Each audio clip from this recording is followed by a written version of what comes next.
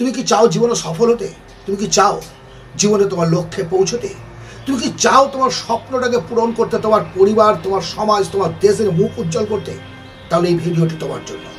আমরা সমস্ত কিছু কাজ করার পরেও শেষে ঠিক যে মুহূর্তে এসে সাফল্য অপেক্ষা করছে, ওই মুহূর্তে আমাদের কাজটাকে আমরা স্টপ করে দিই।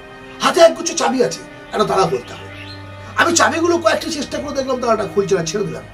মেবি শেষ চাবিটার দ্বারা হয়তো তালাটা খুলতো, কিন্তু সেই পেশেন্স, সেই ধৈর্য আমাদের নেই। আজকে এই কাজ করবো, কালকে ওই কাজ করবো।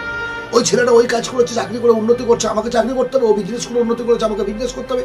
সবসময় আমরা ডিস্ট্রাক্ট হচ্ছি এবং আমাদের মস্তিষ্ককে আমরা বিপদগামী করছি। একমুখী চিন্তা ভাবনা নিয়ে একটা রাস্তা বেছে নিয়ে জীবনের পথে এগিয়ে চলো। সাফল্য তোমাকে ধরা দিতে বাধ্য।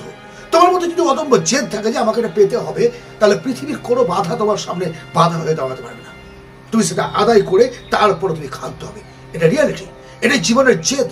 তুমি দেখো যারা জীবনে সফল হয়েছে, একজন সাঁতারু বলো, একজন অলিম্পিয়াড বলো, একজন ক্রিকেটার বলো, বিজনেসম্যান বলো, সার্ভিসম্যান বলো, যারা জীবনে দাঁড়িয়েছে, জীবনে বড় হয়েছে, তারা কিন্তু রাতারাতি হয়নি।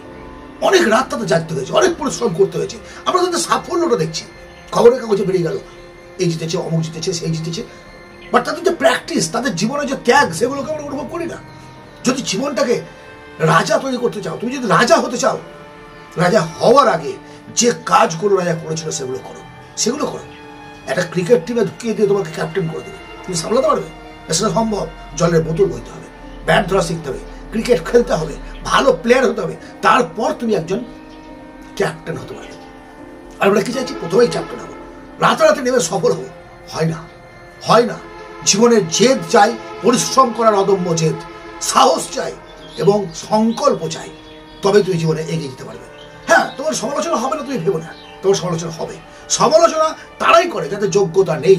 যার যোগ্যতা আছে তারা নিজের কাজ নিয়ে ব্যস্ত থাকে। অন্য কে কি করছে, কে কি করে না, তাদের দেখার সময় নেই। যারা সমালোচনা করে তারা নিষ্কর্মা, অকর্মার ঠিকই, তারা গসিপ করতে পছন্দ করে।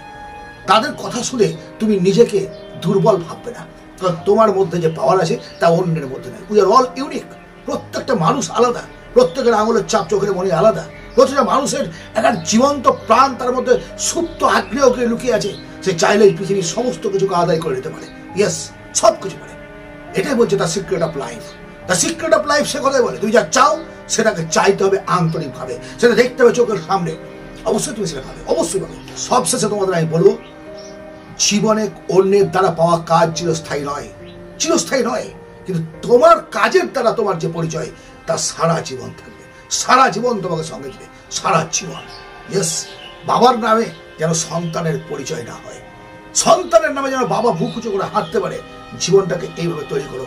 দেখো, সুখ, শান্তি, সম্পদ, প্রতিপত্তি, বন্ধুত্ব, পৃথিবী তোমার হাতের মুঠে থাকবে। এই আলোচনা, এই বিষয়ের আলোচনা তোমরা যদি চাও, তাহলে অবশ্যই আমাকে কমেন্ট করো, লাইক করো, সাবস্ক্রাইব করো, সঙ্গে থেকো। আবার তোমাদের জন্য আমি আরো অনেক আগুন ঝরানো মোটিভেশন এনে দেবো।